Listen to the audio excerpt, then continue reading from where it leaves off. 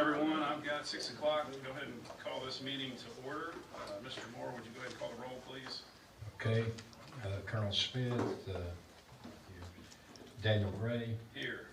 Ava Coleman. She's on her way. Okay. She'll be here in 10 minutes or so. Jim Moore here. Ron McDaniel. Present. Dana Tony. Here. Lauren Martin. Here. Lauren Walker. Here. Okay. Waiting on. Thank you, sir. Y'all will join me as we stand for a moment of silence, followed by the pledge.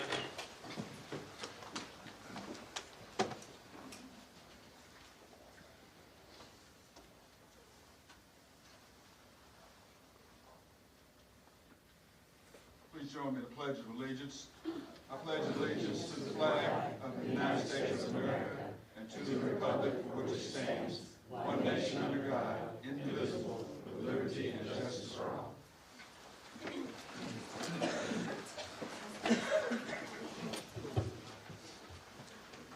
All right. I'd like to go ahead and make some opening remarks. Good evening, everyone. I just want to thank everyone for taking the time to be here. I want to begin by acknowledging the seriousness of why we're here. The events involving the Biomeda Elementary have been painful, upsetting, and unsettling for students, families, staff, the broader community.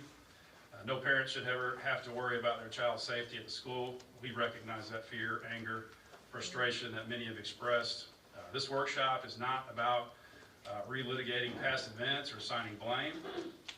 It's about learning, improving, and moving forward responsibly.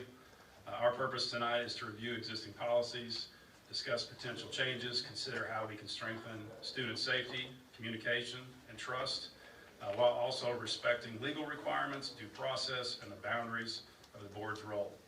I want to be clear about what this meeting is and what it is not. This is a working session of the board. No formal votes will be taken tonight. This is a space for discussion, questions, careful consideration of options before any action is brought forward at the regular public meeting. We're here because we listen. We've heard parents during a special meeting at Biomeda, during public comments in January and December, through the written correspondence, many emails, many concerns raised, and communications about communication, supervision, prevention, and clarity of process. These are all appropriate topics and thoughtful policy review, and that's what we intend to do. At the same time, I ask for patience and understanding. Some matters involve student privacy, personnel issues, ongoing legal consideration, and those limits still apply. Our responsibility as a board is not to act quickly for the sake of appearance, but to act carefully, lawfully, and in a way that leads to lasting improvement. Our shared goal is simple: to ensure our schools are safe, our processes are clear, and our community can have confidence in how concerns are handled going forward.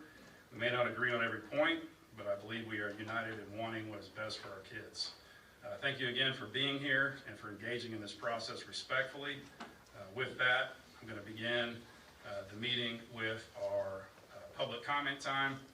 So we're going to open the floor for public comments. This is a designated time for community members to share their thoughts on matters before the board. We welcome appropriate input. We ask that you speak respectfully and professionally.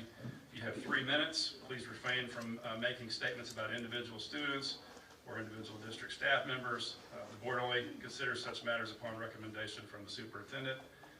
Your comments will be recorded for the official minutes. While we value your perspectives, please note that the opinions shared during public comments do not necessarily reflect the views of the board. It is public comment, not public debate. And again, you have 3 minutes once you begin speaking. And the first person I have is Ms. Christian St. Clair.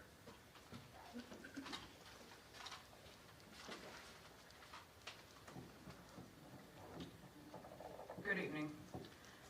As a veteran, I understand protocol, procedure, and the weight of responsibility.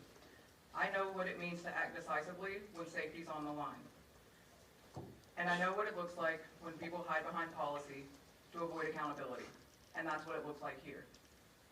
Invoking FERPA as a shield, pretending it required silence, pretending it prevented transparency, and pretending it justified withholding critical safety information is not leadership. It's cowardice. FERPA was never meant to be weaponized against parents. FERPA doesn't prevent you from notifying families. FERPA doesn't prevent you from sharing information with law enforcement. The Parent Action Coalition has asked for answers, for transparency, and basic moral courage. Instead, we've been met with deflection, indifference, and a refusal to acknowledge the harm your decision caused. And let me tell you, entire school boards have resigned for less. In California, the Oakley Union School Board resigned after what they thought was a private meeting where they were caught mocking parents. If an entire school board can resign in another state for disrespecting parents, I think that child endangerment is a good enough reason for this one to resign. We're not going away, not next week, not next month, not till every person who was part of this, whether through their actions, their inactions, or their silence, is gone. Because one person willing to hide the truth can compromise the integrity of an entire board. Trust is not something you reclaim with a press release or a carefully worded statement. Trust is built through action, and your actions have shown us all exactly where your priorities lie. At this point, there's no path to rebuilding trust. There's no leadership here. The community cannot heal under the same people and the same place who chose secrecy over safety. Our children deserve a district that protects them without hesitation of any sort. And our staff, they deserve leadership that tells them the truth. It's time for you to step aside so this community can begin working to rebuild what you broke. If this board won't resign, we have no choice but to do our best to have you removed. And if that's how the route we have to go, that proves once again, you don't mind delaying healing. Thank you for my 3 minutes. Thank you, Ms. St. Clair. Next, I've got Ms. Brandy Elders. When should I schedule it for? Good evening. My name is Brandy Elders, and I'm here in support of the Parent Action Coalition. I want to begin by addressing last week's meeting. The explanation of the board's duties and authority was condescending and unnecessary. Many of us in the Parent Action Coalition have served on boards before. Boards responsible for the care and safety of children. We understand how boards work, and we understand the weight of that responsibility. While the board had all the time it wanted to speak, I only have 3 minutes, so I'm going to use my time clearly to explain how we feel. Because our feelings are rooted in concern, not confusion. Imagine you sent your child to my home to play. You trusted me to protect your child while in my care. While your child was there, I had company, someone you didn't know. You later found out that they were a molester. Would you still trust me with your child? Or would you feel exactly the way that we feel right now? Especially if you've only found out 2 months later. Excuse me. We are angry. Angry that we were not given the information we needed to protect our children. Angry that honesty was withheld from us. And angry that we were denied the opportunity to make an informed decision about our own child's safety. This is a very serious matter, and we do not feel heard. You have never acknowledged your actions, nor have you apologized. Accountability is something we teach our scholars every single day. We tell them to take responsibility when they make mistakes. Shouldn't our leadership be held to the same standard? Shouldn't you lead by example? So let me be very clear and reinforce what we have been saying all along. New year, new board. We are asking for the entire board to resign effective immediately. Please step down. We don't want you anymore. Thank you. Thank you, Ms. Elders. Mrs. Teresa Cook.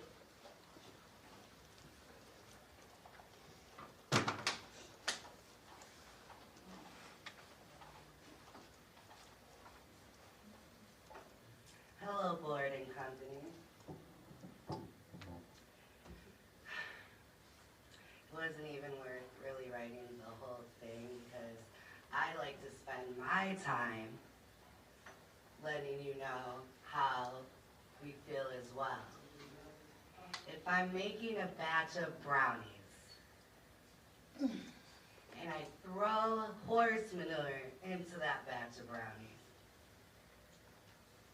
and I just take out the biggest piece,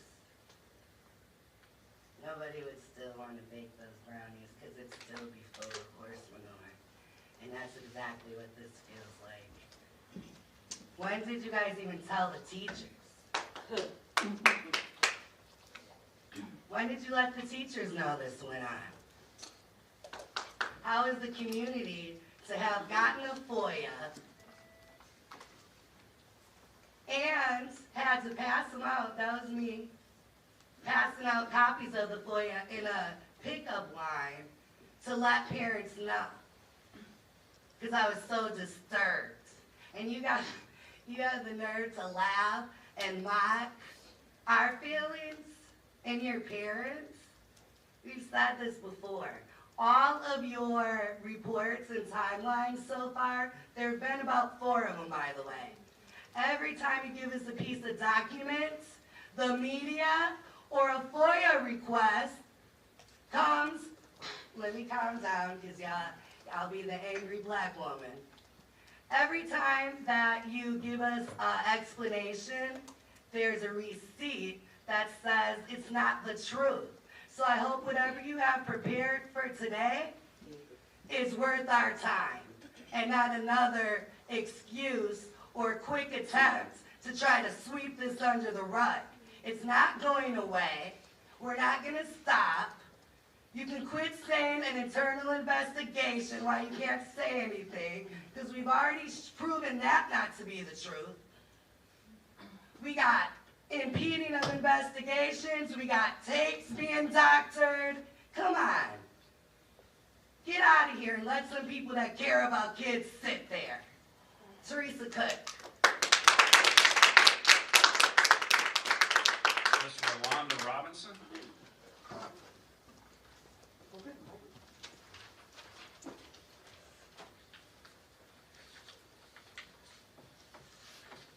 Good evening. My name is Rolanda Robinson, and I stand here as a parent, a caregiver, a community leader, and someone who believes deeply in ethical, transparent governance. We are here tonight because our children deserve a school district that reflects the very best of this community. Not the bare minimum, not excuses, and not silence. They deserve leadership that listens, responds, and acts with integrity. Over the past months, parents have raised serious concerns. We have sent emails, made calls, attended meetings, and followed every process available to us. What we have received in return has too often been dismissive, delays, or no response at all. That's not governance. That is not accountability, and it is certainly not the standard our students deserve. Let me be clear. We're not here to fight the district. We're here to fight for the children. We want a school system that is strong, ethical, transparent, and worthy of the trust families place in it every single day. But trust cannot exist without communication. Trust cannot exist without respect. And trust cannot exist when leadership refuses to acknowledge legitimate concerns from the very people this district is supposed to serve. We are here asking for something simple: responsiveness, transparency, ethical leadership. These are not radical demands. These are the basic expectations of public service. Parents are not the enemy. We would love to be at home playing Uno. We don't want to be here. But, as I stated, we're not the enemy, so don't try to play us to be. We're actually your partners. We're stakeholders, and we're the backbone of this district. And when we speak, we expect to be heard, not ignored. Tonight I'm asking for this board to resign and take your ineffective legal counsel with you. We want a board that honors the values it claims to uphold. Remember that every decision you make affects real children, real babies, real families, and the future of this community. My heart is broken for those victims that their voice has been removed because the budget, or the ones that were even victimized because the budget. But yet we're paying millions in a millage. Understand that accountability is not optional. It is the foundation of public trust. We will continue to show up. We will continue to document. We will continue to advocate. And we will continue to call for your removal because our children deserve better. Rolanda Robinson.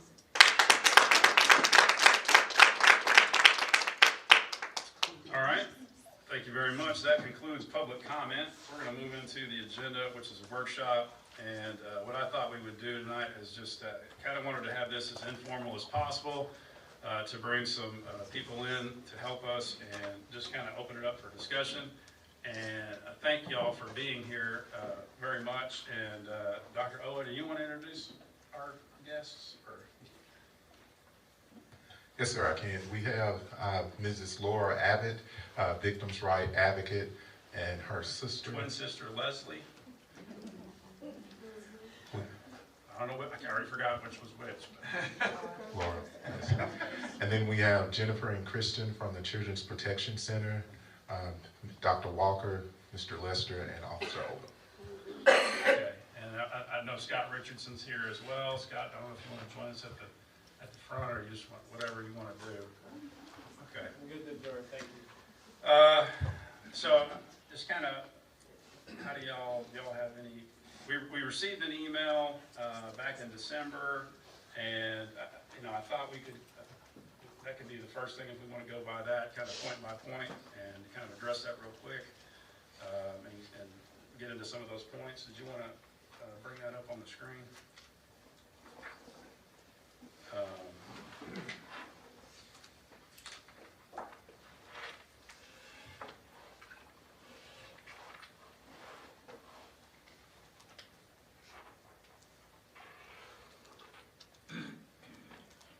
So,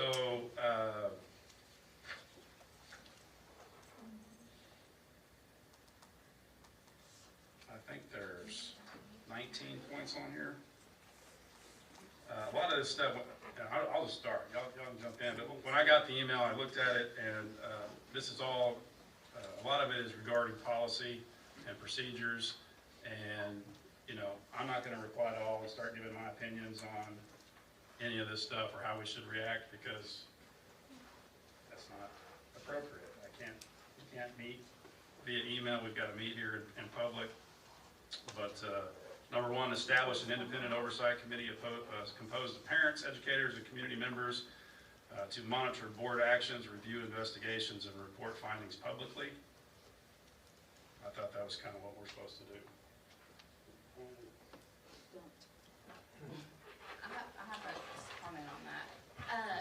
I know that most schools have like a PTA or a PTO program. What is the thought on a parent advisory board?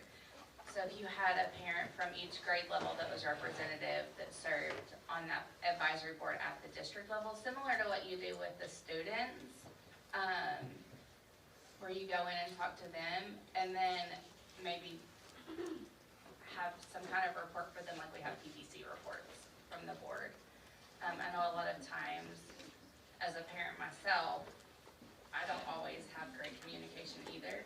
And so maybe that's a good way for us to increase communication before even school leaders and just the parent group in general. So I think we used to have a group of parents that, I know Dr. Duffy or Tony, I think Tony started that when he first got here too, so that was very beneficial, I think, too. Any other comments on that?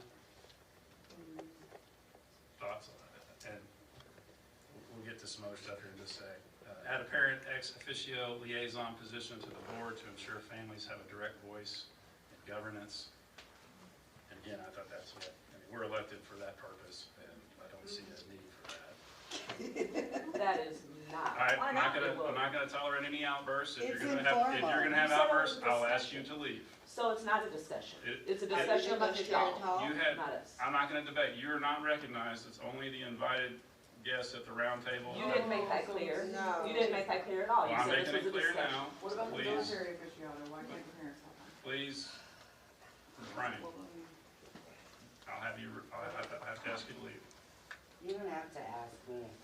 All This is a bunch of bullshit. right, so empower the superintendent with expanded authority to terminate employees who engage in misconduct, negligence, or actions that compromise student safety. Dr. Owen, do you want to comment? I mean, I think you have full authority to bring a recommendation, do you not? That's correct. Okay. So that's already in place. Conflict of interest policy. Board members must not serve on conflicting boards. They must recuse themselves from any role, from any vote where a conflict of interest exists to protect integrity and public trust. I think we have a conflict of interest policy already in place.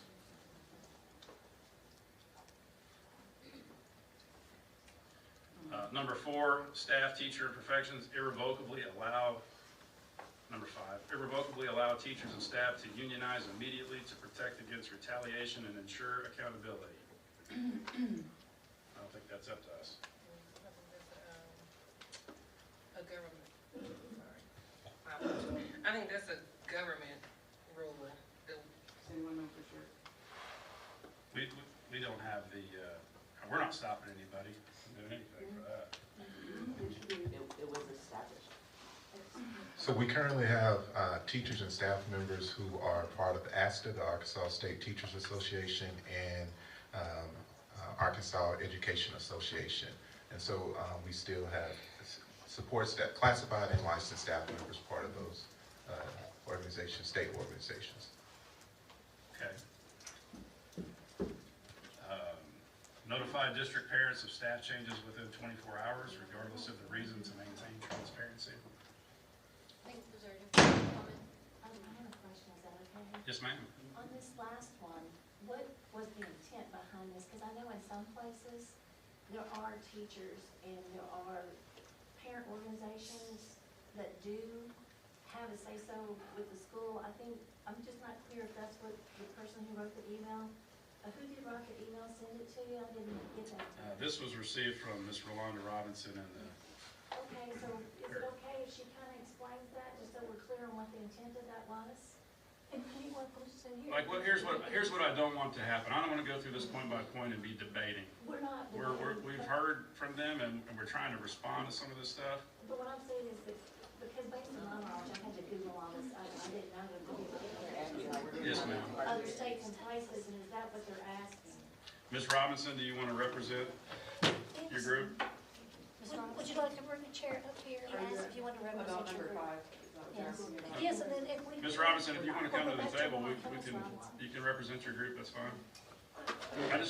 What I want to be clear is I don't want to be debating every point here. That's not the point of what we've heard, and we've received emails, and we're trying to conduct our business how we are required to do it. I agree with you, I just hope that this is, well, I just want a clarification Yes, to ma'am. see if that's the solution they were suggesting. Yes, ma'am. Is that what clarification on number 5 is?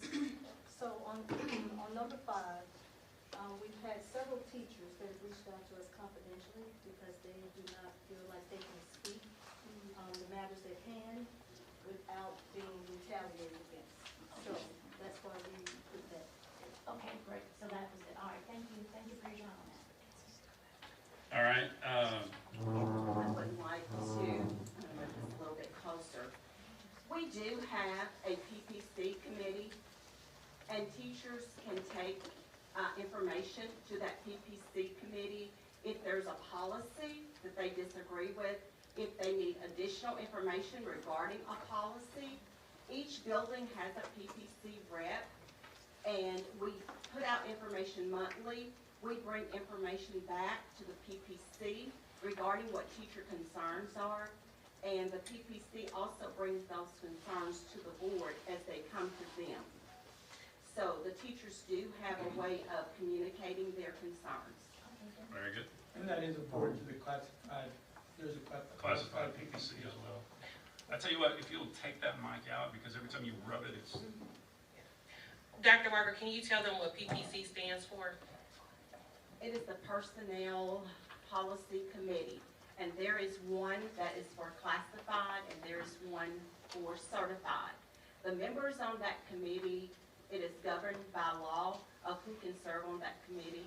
There is an appointee for the certified, that Dr. Owa, for an administrator. So it's made up of teacher representatives from each building, and then there's an administrator that's on that committee.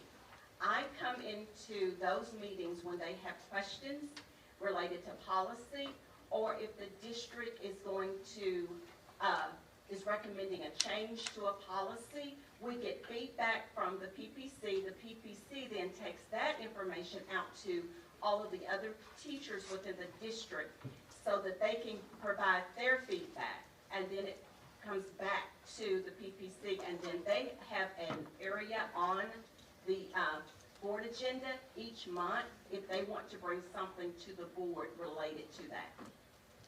Yes, ma'am. Thank you. Back to number 6, to notify the district parents of staff changes within 24 hours regardless of the reason to maintain transparency. Are there any issues with, Ms. Logan, do you have anything to say on that? Or maybe Scott Richardson, are there any legal challenges on that? Potentially? I apologize, I didn't hear the question. Number 5 here, notify district parents of staff changes. I checked it already, I'm sorry. Number 6, notify district parents of staff changes within 24 hours regardless of the reason to maintain transparency. It would depend on the reason. Typically, we follow the Freedom of Information Act on disclosing things about staff. And performance records are not subject to disclosure under the FOI, except under pretty specific circumstances. So we, particularly if it's a recommended staff discipline or an internal review, that's not revealed. So, you know, if it's a general reorganization of a school, it's not a discipline related or a performance related reason, then you could reveal that. But otherwise, we'd be restricted in what we could publish about discipline issues. You want to be careful with that too, because what happens if staff are accused of doing things that turn out to be not the case. So you want to be careful with people's reputations, and particularly in these kind of situations. So not asking for details, just specifically what this question states. Not asking for details, not asking for anything that's confidential, just notifying the parents of staff changes. We're not asking for the reason, but just to maintain transparency. All right, we will, number 7, honor all individualized education programs, IEPs, and use millage funds to cover deficiencies. My understanding is that we are required to honor all IEPs. That's the law. Okay. Provide a designated private breastfeeding area for staff to ensure dignity and support. That's a building level. Oh, Dr. Walker. Yes, as a part, and that's a part of my role as the Title IX coordinator, our employees are trained every year as it relates to Title IX. That is a part where they have to provide a private space with a restroom, you know, with adequate accommodations. It cannot just be a bathroom. And so we have asked principals to identify that area, make sure that all staff know that area. We also purchased placards this particular year to pass out to the principals so that they can place in that designated area. Anytime we have meetings or anything that's events where a large number of people are going to be, and I'll give you an example such as our convocation, we always make sure that they know where they can go in order to make sure that they can either pump, another word for that is lactation. So we try and make all of that known to everyone. Okay. Any other comments? So that's pretty much in place. Yes, it is. Thank you. All right, number 9, publish and implement a clear victim identification and support procedure, including reporting resources, hotlines, district contacts, law enforcement, advocacy groups, and supported services, counseling, community partners, legal aid. This information must be boldly displayed and easily accessible on the district's main webpage, website homepage, and official social media accounts. And I think that, is that what? Yes, sir.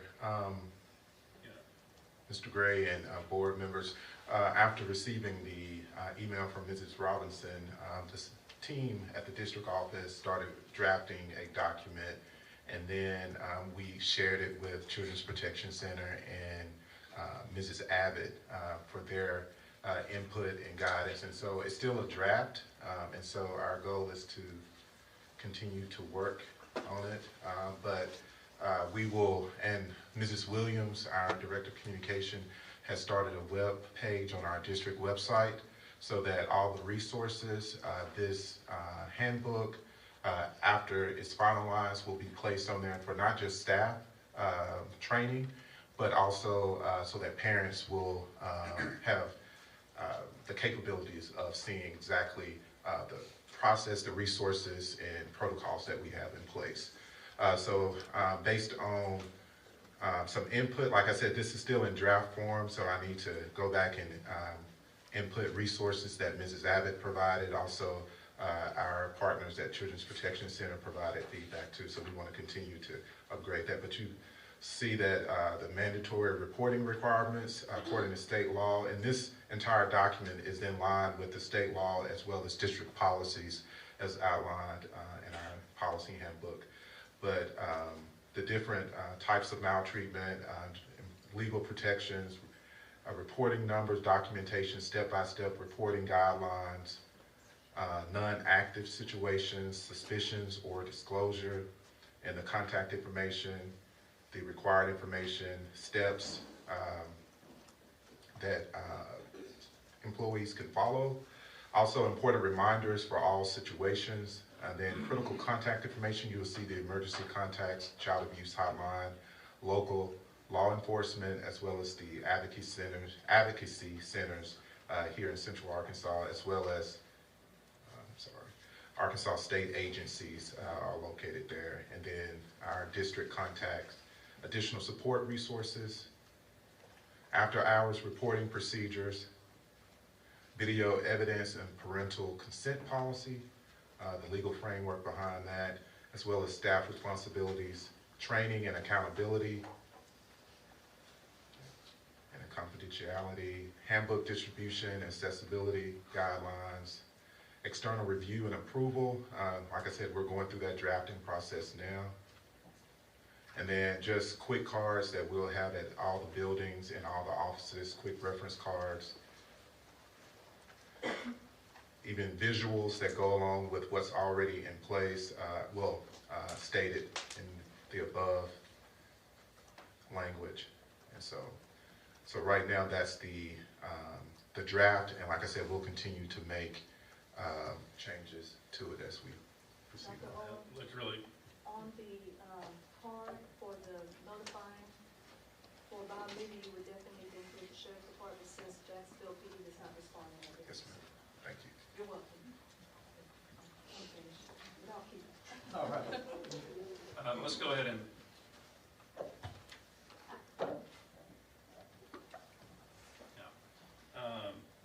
I thought it was really good. And I know it's just a draft, and I don't know how it's going to be packaged together, but I would suggest maybe, like I had a hard time finding the DHS mandatory report number until I scrolled down. But I don't know if that's going to, I saw the 911 on the very top, but everybody knows 911. So I maybe just put some of that stuff a little more.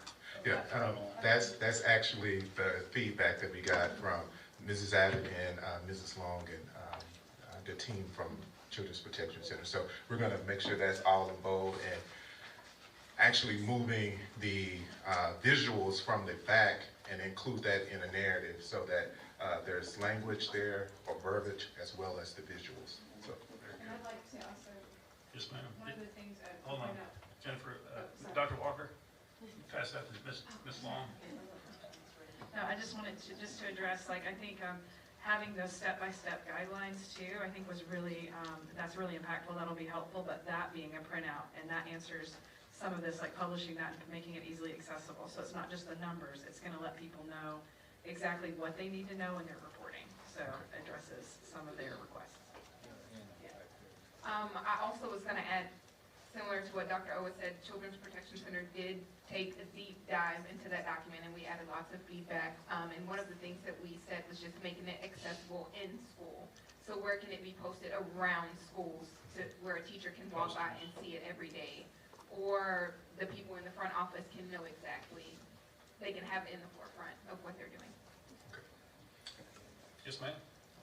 Thank you. If I may add, when there's an arrest, then victims are allowed to have victims' rights in our state. However, victims have to ask for those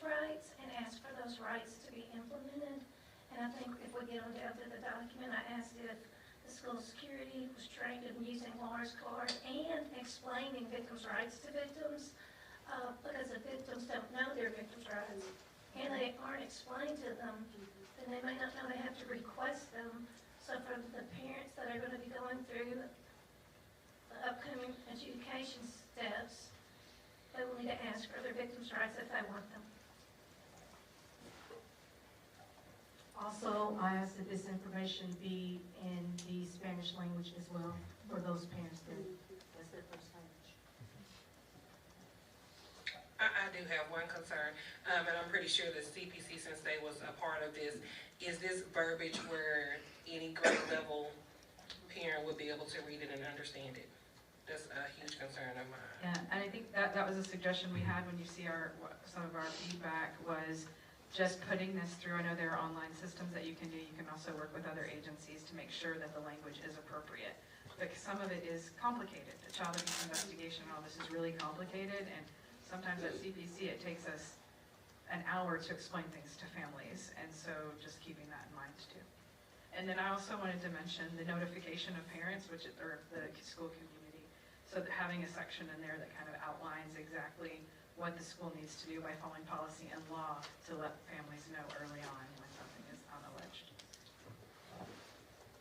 And speaking about policy, it's another 2 years till the General Assembly meets. But there are other states that have legislation on this issue specifically, and if any of y'all are willing to partner with the parties up above and do so to make a difference for the children in this community, as I stated when I first met some of you, this will be, unfortunately, an horrible incident, but it will bring beauty from ashes. So those are some things that we work together, that we can move forward and honor the victims of this incident.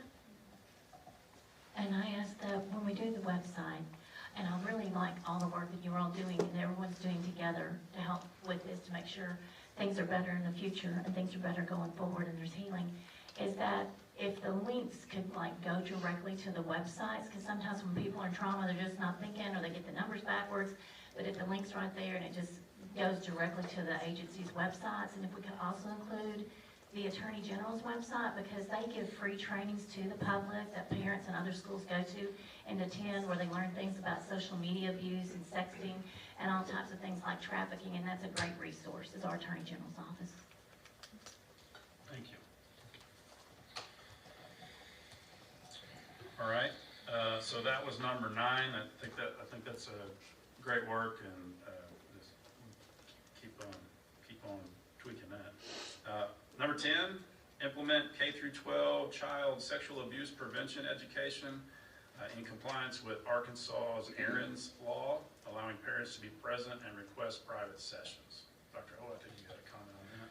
And if Mrs. Abbott would like to join in on that as well, but she and I spoke about that, and she served on the task force. Currently, it's not part of the state curriculum, and so we would have to have it approved, but the task force has done work on it, so if Mrs. Abbott would like to share any updates. Well, I think Ms. Long can also add on. I was on the health education framework, so I'm going to be honest and transparent with you. So I sent this information via an email to Dr. Owa when he asked, and we tried 10 years ago to get the health educators to, at the table, to approve this, and the educators were on board, but then different stakeholders were not. And so things have changed in 10 years. And once again, I'm going to say this is an opportunity where you can honor the victims and honor yourselves, and making a difference by reaching out to policymakers and working with policymakers. So policy can be changed without a law. And then if you want to move forward with a law, then you're free to do so. But there is hope and there is healing. And for resources for this too, there isn't a ton of research-based education around this, but there are a lot of things that a lot of states are doing. And the Children's Advocacy Centers of Arkansas actually has a prevention committee and offers, there are resources that can offer this kind of education in the school and ways we can partner with parents. I've talked to Dr. Owa about this, but one of the wonderful things that can come out of this is just creating a safer community. And it's the school's job to do that, but it's the parents and it's It's everyone's job to recognize abuse and to protect kids in the community, and this kind of prevention work can further that. So there's some resources that CPC can help with the school district too. And kind of the last thing I want to say about resources, on our page, Victims' Rights Arkansas, we are not grant funded, we take no money from anybody, we don't get $1 a click. We're just telling you there's some resources out there that is the national level that answer a phone call 24/7 on whatever issue families are in crisis about or people are in crisis about. But also there's a website called the National Organization for Victims Advocacy. And they have over, I don't know how many resources for every topic that's out there. We have people in the state like Morgan Nick that they have videos on their page that teach age-appropriate videos, no matter the age, to children about what's appropriate touch and not appropriate touch. So there are a lot of resources, and we're glad that y'all are considering those, and hopefully you're putting those on. And I will follow up. I survived a crime, and I learned this by getting on the internet myself during my healing journey. And they offer free trainings nationwide. So those are some resources on our page that we would encourage you. And like I said, my sister and I, we don't take any gifts in kind. We don't make any money. We did this because we experienced the judicial system, and we want to minimize the inadvertent trauma that comes along with things. So our hearts are with you. Thank you.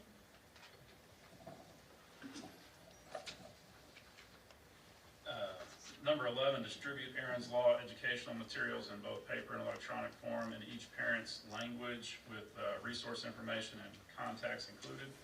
This must be done immediately for every parent in the district, even if materials have already been provided earlier in the year. Was there what was the concern as far as distributing the Aaron's? You said it wasn't. We just need to make sure that we are able to do that based on approved curriculum within, that we're allowed to share or implement in our school settings. But we can work with Mrs. Abbott and Mrs. Long to make sure we, as mentioned in the previous item, that we have this prevention committee to provide the support. So, any other thoughts on that? All right, number 12, ensure disciplinary actions before the board include education for students and parents about community groups that provide support and advocacy, so families are not left isolated. Did you want to, I didn't really follow on that one. What are you suggesting there? So oftentimes students come before the board, sometimes without any representation, sometimes with parent representation. There are community groups that will accompany those children, and so they have representation, because no child should have to stand before a group of adults deciding on their future without knowing what their rights are and knowing what is available to them, and just to have that support, if nothing more. I understand that you do have someone here that handles that, but that is, they're basically representing the school and that individual, and there are other options, and those should be made available to those students and their families. All right, I am not aware of any student coming before the board without representation. Are we saying that those students are going to Mr. Smith without representation? That's not happening, is it? Or is that happening? Typically, when I want to make sure I understand representation, because I don't know if Mrs. Robinson is talking about, typically when they come to student hearings, students are with their guardian or parents. Sometimes they have an advocate with them, sometimes they may have a counselor with them, but most of the time, the hearing, well, all the time, the hearing will not take place unless a parent or guardian Yes, is but present. she just said students were coming without representation. Is that true? That's why I want to get clarification on which representation. Okay. I mean, what type, because I want to make sure I answer it, but I want to understand what type of representation. Like parents. Are they coming without parents or somebody No. on their behalf? To answer to that, no, sir. That's what I'm asking. Okay, I can touch on this. I'm not going to be able to clarify for you if students are coming up here and that's happening on a regular basis. But I can say that I think what she's saying is a lot of times, even if parents do their best to understand the policies, procedures, and rules, they may not be able to properly and adequately help their child in the way that they need. If we could have some sort of person that can bridge that gap for the parent, not necessarily with the child, but maybe with the parent, that would be a lot more helpful, and I think that should be offered rather than making them search that out. Okay. thought it meant when I read it, that we didn't provide, like, if they were expelled per se, that they weren't offered support. And that, we do offer support even upon expulsion. Yes, sir. We continue to offer instructional support, and depending on what's shared in the student hearing, Mr. Smith, our Director of Student Services, had followed up with additional resources and supports like mental health,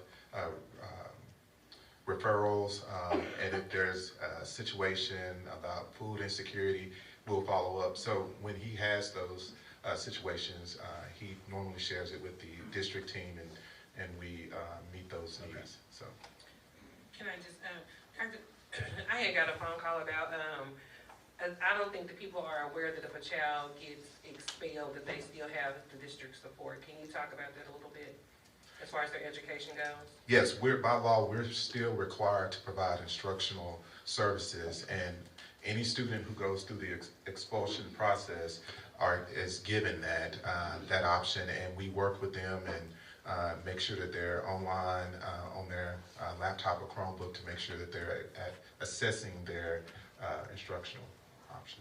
So, Dr. Walker, did you want? Yes, when our students are expelled, they are assisted through our Titan Learning Academy. And as a part of their notification, they're told where to go and pick up their Chromebook. They are placed in classes and they have access. What we do is we have personnel that will monitor them throughout the process. They'll call parents and say your child is off track. They have only completed 20%, or if they've completed 80%, we will encourage them.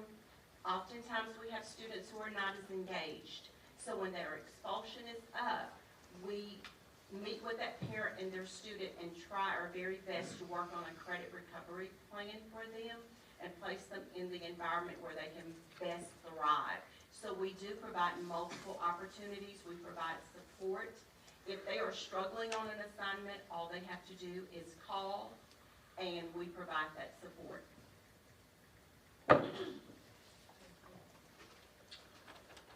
All right, communication and transparency, number 13, issue a quarterly safety procedures newsletter with all changes, updates, and considerations. We talked about that. We did. We spoke at the district level, and definitely don't see anything but a positive of sharing a quarterly newsletter with parents with not just the safety procedures and updates and changes or highlights, but as you move forward through this document, you'll see other notifications that were asked for, and so we'll just make sure that we all chime in and provide updates for parents moving forward from the district level. Are all, I'm sorry, are all the elementaries and middles and high schools, they're all doing their own newsletters as well? I was going to say, now, I don't know so much about the high school because they do a lot of things inside the school for notifications and different call-outs. So I don't know if they do actual newsletters. Dr. Walker may share that, but I do know elementary level, they do have their own newsletter that the staff or the PTA pushes out to parents. But as far as the district level, we can definitely see a growth area for us to do that moving forward. Middle school does a newsletter, They do. I saw middle school does one too. per grade level. Oh, perfect. Thank you. Well, 8th grade and 6th grade, I don't know about 7th grade. 8th and 6th grade. We'll follow up. Yeah, that one of those. I do know at high school, they're really trying very hard for independency with our scholars.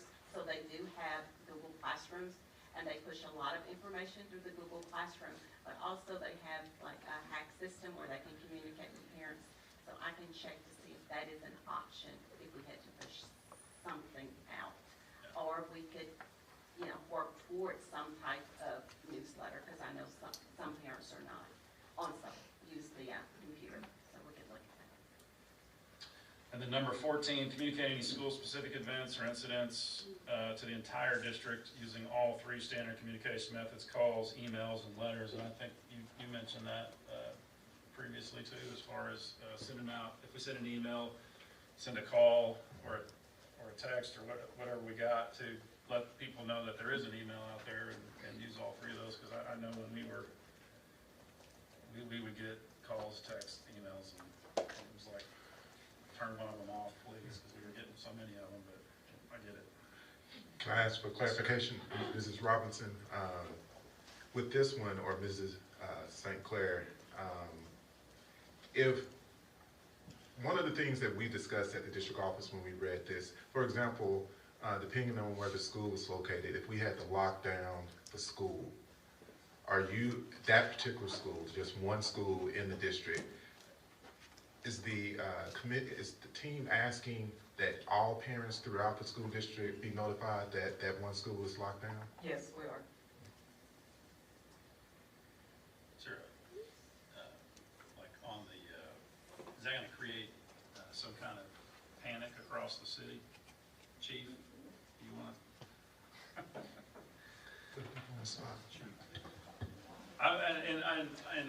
And probably Chris, I mean, like when we've got a like the situation at the middle school, y'all wanna talk about how that was handled and why we handled it the way we handled it? Is that fair to say, or? Obviously, you don't want, I mean, obviously, we want you to know, but we also don't want to create panic.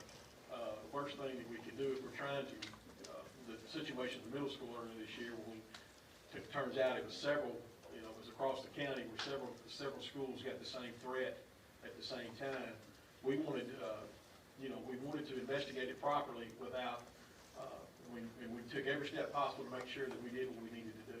I mean, we even called North Little Rock to come assist us that day with dogs. Well, there was an incident unrelated to the school district across the street, and there was something going on, Yes. and we placed the school on lockdown. Now, if we would have called every parent in the district while that was ongoing, would that have created a problem with parents coming up to get their kids or what have you? Yes, I mean, because then I get it. Everybody wants to, you know, they want to come get their kids, and they feel like they're in trouble. But when we put a school on lockdown, I mean, can y'all explain why we do that? Well, we do it to, the safest place in a situation like that, the day that we're talking about, we thought, no one knows what, we had a report that there were shots across the street from the middle school in the neighborhood. Well, we didn't know where the shots were coming from. So, you know, we didn't know if someone was chasing someone, if it was a domestic situation, we didn't know. The safest place for our kids to be at that time is in that room, secure. So we you know, we don't want them in the hallways, we don't want them outside at recess, we don't, matter of fact, the Jacksonville Elementary was at recess when this happened. We brought them in, secured them in a room, and so we could investigate. We got with the police department, they came out, they did their sweep, and we were in lockdown for, I believe, it was like 25 minutes. At that point, you know, after that was done, I believe we sent notification out for that incident to that school, because it wasn't really germane to the parents at Merle Taylor that we had locked down Jacksonville Elementary in that neighborhood. So that's why we did what we did in that situation. I would say we actually sent 2 notifications out as soon as we placed the school on lockdown, communication went out, and then when lockdown was lifted, we sent a follow-up. So. It's different types of lockdowns. This is like a lockout, external doors are locked. I think we notified the school that we were in the area and there were shots fired. We didn't know what was going on, so we weren't looking for it. And just as a courtesy, we notify the schools in the area, and that's pretty common. I think we also, pretty quickly we sent an officer just to sit outside the school, just to be seen and, you know, divert anything, keep the school safe. I don't remember how fast we did it, but we did put something out on Facebook that there were shots fired in there. I think it was after people started talking about it. So what I'm saying is there's different types of lockouts, and on this one, it's just school keeps going like it normally does, lock down the outside doors. We send an officer.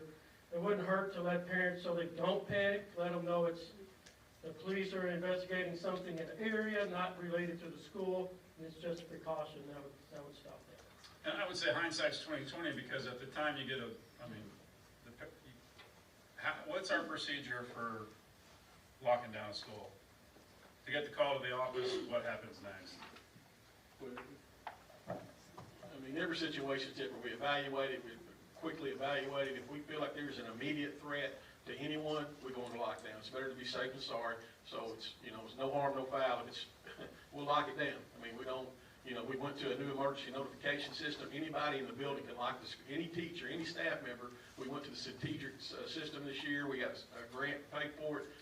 It's a card, this card right here. Any staff member can lock the school down. It doesn't matter if a teacher's coming back from the bank or across town, they pull up in the parking lot and they see something that they feel is a threat.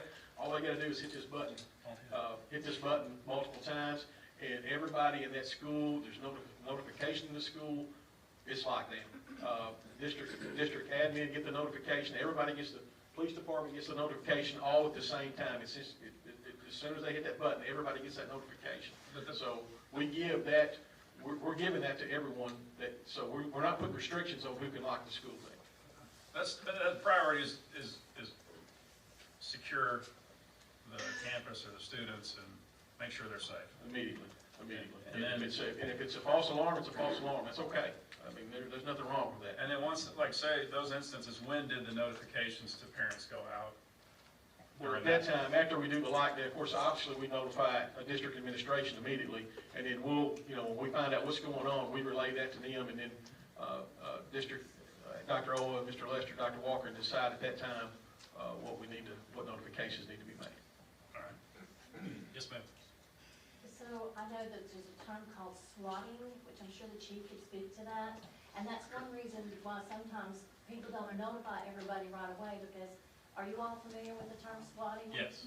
Okay, so are you familiar with swatting? Can you pass the mic now? So I understand the balance, and I think it's good to keep the community focused as trauma-informed as possible. So just about swatting, and I think it's wise that we stay trauma-informed for the whole community. And I know it's a balancing act, but I just didn't know if you were all aware of swatting, so. Okay, so I think I can provide some clarity, and I did read about the button. I think that's great. That's an excellent thing to have. I'm not so sure that the other parents know about it.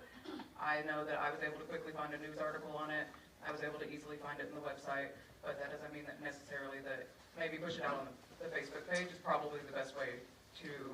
Sure. I mean, yeah, advertising the steps that we take to keep kids safe is important. But as far as the item number 16, immediately release information.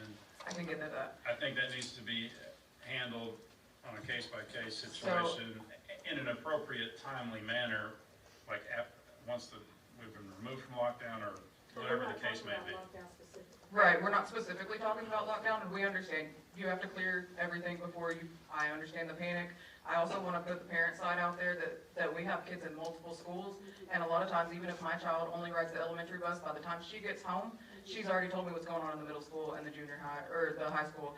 And luckily for me, I have a child in the middle school, so a lot of times I do know because I get those notifications, but there's plenty of parents that don't, and that also creates a panic whenever they're starting to talk to each other without the actual information, at least what you put out. If you put out what you put out, then a parent can say, nope, here's what's going on. Yeah, I don't think there's any way to keep people from panicking on social media. I don't think that's what I was saying. I have one question I meant from that day there was a lot of panic on social media. I have a question that's sort of related to what Ms. Sinclair is saying. Is there an easy way for us to change contact information from the website for parents? Like say my phone number changes or I have a new email. What is the easiest way for that to happen? Because I know that that's number 15. I think I've had the same phone number for 30 years, so probably. The best method is for parents to update their contact information with their schools at the beginning of the school, during, I would like to say homeroom, but during open house, during registration. Those are the times when parents should always update their contact information. But in this quarterly newsletter, that will give us the opportunity to remind parents that July, August are always the perfect times to update contact information so that we can always have up-to-date information. But if you need to update it, this is how you go about doing that. Right, we can make the steps, but the appropriate step would be to contact the front office at the schools. Okay. And that's number 15. Send quarterly contact information updates home for parents and staff to ensure accurate communication. So, yeah, I mean, that's always a constant battle, trying to get people to update their contact You info. could just put that form in the quarterly newsletter, and that kind of solves that. And also. If they read it and actually use it and That's send it true, but in. we can leave that up to the parents. Yeah, absolutely. Community engagement, hire lunch monitors and compensate parents to serve in this role, ensuring student safety during meal times. I agree. What, do you want to speak on this one, Dr. Ola, or ask somebody to speak on this one?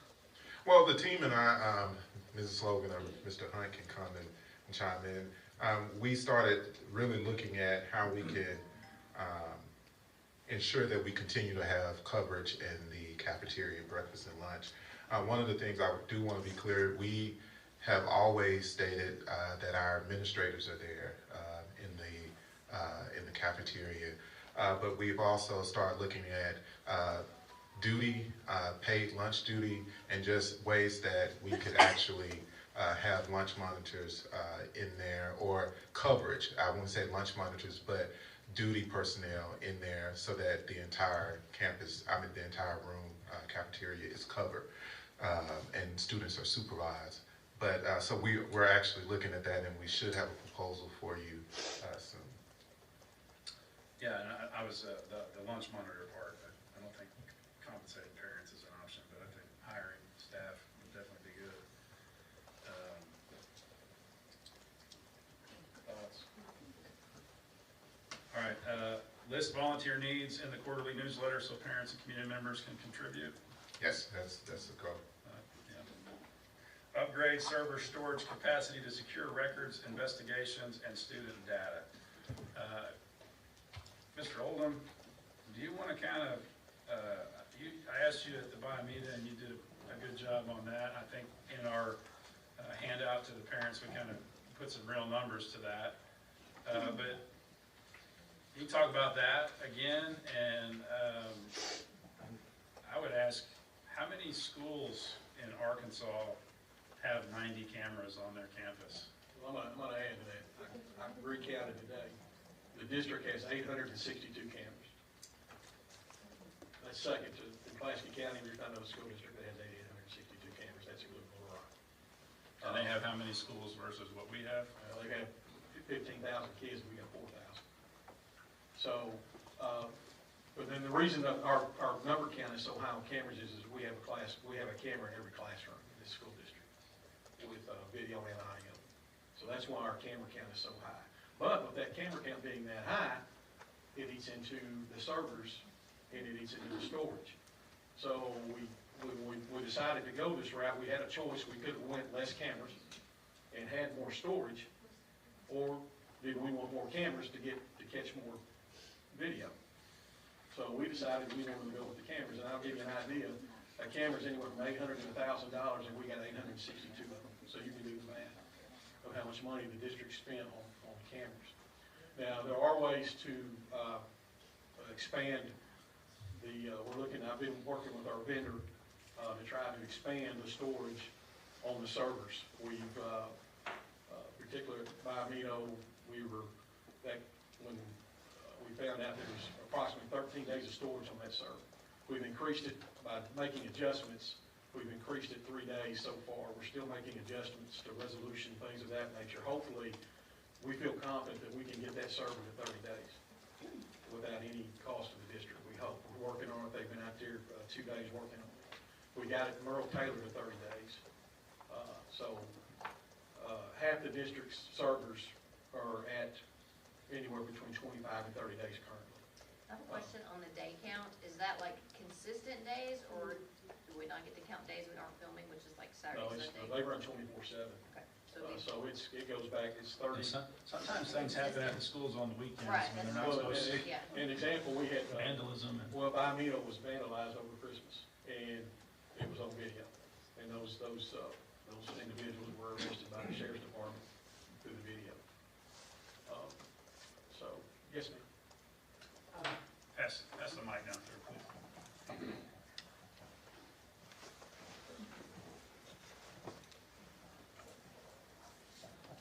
So through a FOIA request, I was was able to kind of determine, at least for one particular camera, maybe not all of them, but that at Jacksonville High School, there was a much longer storage period. I would like it to at least be looked into as to, because high school students are able to better elaborate what's going on with them and ask for help in a better way than elementary students are. I just don't think you're gonna find any person in the country that thinks that the storage we have in Miami Elementary is sufficient. And I mean, I would pay my very last dollar. I would hope that in some way, when we review budgets, that we can find a way to create at least a 30-day is kind of your standard in the state for retention on surveillance. And I don't think that's crazy to ask. I think that we can get there if we really care and we really try. Mrs. St. Clair, I was going to share, reiterate what Officer Oldham said. We are working toward the 30-day, so. Can we go back to number 8? I believe, number 8 about the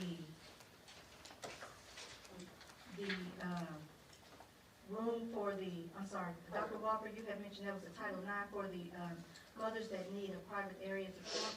I'm sorry, Title 4? Title 5, Title 9, Title 12. So, okay, so that is actually not Title IX. That actually falls under the PUMP Act and the Pregnancy Worker Fairness Act. And, we're required to inform the pregnant workers of these laws. So that's something that needs to be looked at as far as the PUMP Act and the Pregnant Workers Fairness Act to make sure that those things are followed. I can respond to that. What I was referencing is the fact that as a part of my Title IX duties, I have to share that law that you just mentioned to all of the staff. So when I go over in my role, when I talk about what is detailed in Title IX, I do mention that particular act about pumping.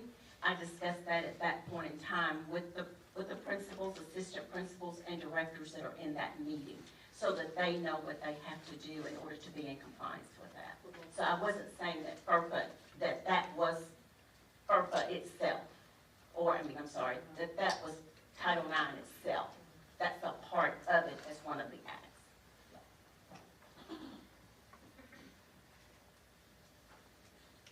All right. Any other thoughts from CPC, victims' rights? Anything else that we haven't covered on that? Yes, ma'am. There was a section where we talked about, where we kind of outlined the manual that you guys are building. Do you mind going back up to that portion, maybe like number 6? It's an extremely long one. That one, maybe. Number 9. I just wanted to mention to that as well. Part of CPC's feedback was just making sure that that information, I know that the district's suggestion was like maybe redoing that quarterly, like taking a look at it every quarter, but one of our suggestions was just making sure that that information is redistributed when and if changes are made. So like parents have that, staff have that, like all of that is just re-pushed out to everyone. Got it. Thank you. I think that's great, but I also agree with reviewing and making sure all the data is current as often as possible, especially with all the changes going on with government cutbacks. You may, go ahead, sorry. I noticed in there was a document in there about the church and the crisis management handbook that we have. Like, I guess there's alternative sites that we would take people the to. district crisis. Every one of those church pastors are about 5 years old and gone. The Methodist Church, the First Baptist Church, and then St. Mark's, I think all those guys have gone, so we need to update phone numbers and stuff like that there. And then, thank you for, that's a good point to make. And then, with the budget cuts across the nation, some of these nonprofits, the changes are there, so it would be good to have somebody who kind of keeps a really close eye till things kind of come out in the wash, and we keep an eye on ours. I really would ask that, at some point we delve into how does Title IX intersect for these parents in cases of child abuse, because it's part of the equation that Title IX is, and also Title IX addresses other issues throughout schools. So this might be an opportunity, not tonight, but sometime with your team to discuss how Title IX, and I know Title IX attorney, if you can, in the nation, I may have a contact for you that you may want to consider, so we can be proactive moving ahead on different issues that may happen.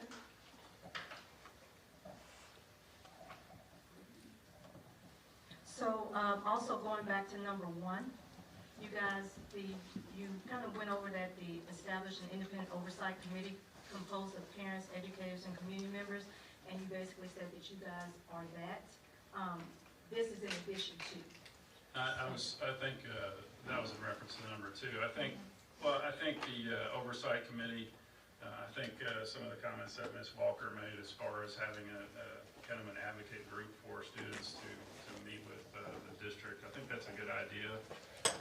But to establish a committee of parents, I mean, we have that now. I mean, you guys are that, right?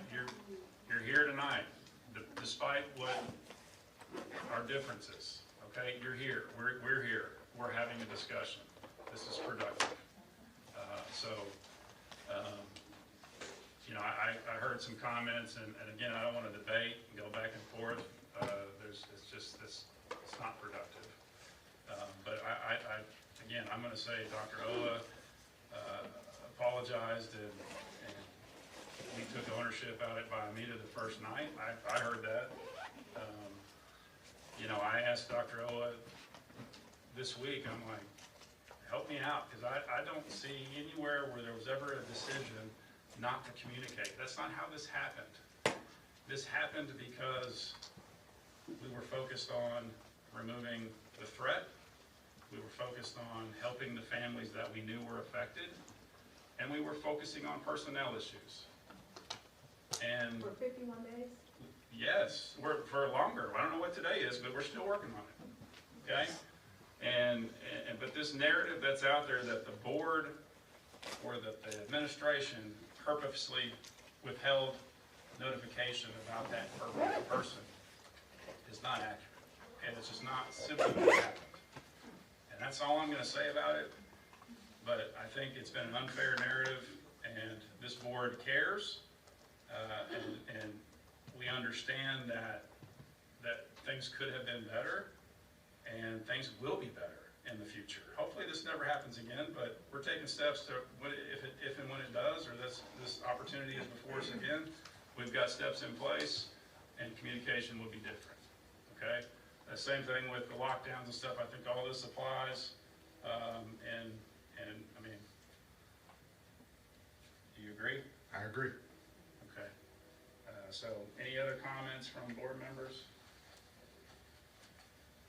I'm just gonna say, like, it's definitely an awful situation that has shook in our community, but if we always just try to look at the positive in it, you guys' committee has been formed with parents. We have a working collaboration going on, so hopefully, like the advocacy at the last meeting or whatever, hopefully we can just work together to make it great for our current children, the children that come through. So that's what I'm looking forward to, is that, you know, this was a horrible situation, but your group was formed, you have us, we have parents, we have the district, and hopefully we can just continue to work together to make Jacksonville great. It's people who watching us all across the state. People said we would never have our own district. People said we would never do this. It's people who are looking to see if they can take control. And instead of them doing that, we're working together to make it better. And so I appreciate you guys' time and effort that y'all did to have your voice heard. I appreciate my colleagues for being open to have these discussions, and I'm just hoping that from this point on, we just work together, whatever, to make it great. We may not always agree. We're adults, we can agree to disagree, and we can be cordial with each other. So hopefully that's what it is moving forward, and not all this disgruntledness or because we don't need that. So when were you guys in something else? When was the discussion held?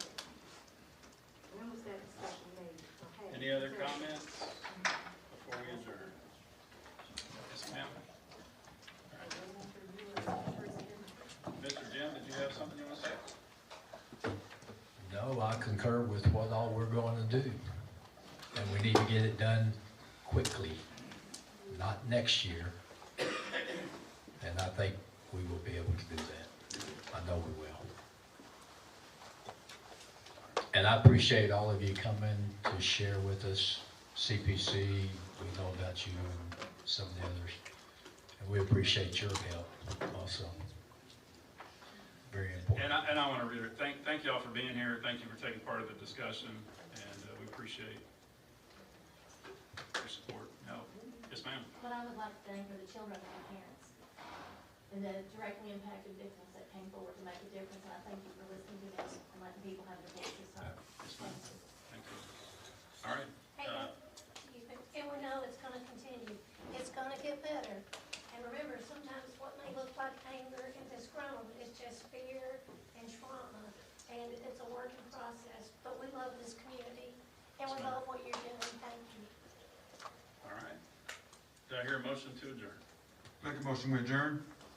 We are adjourned. Thank you.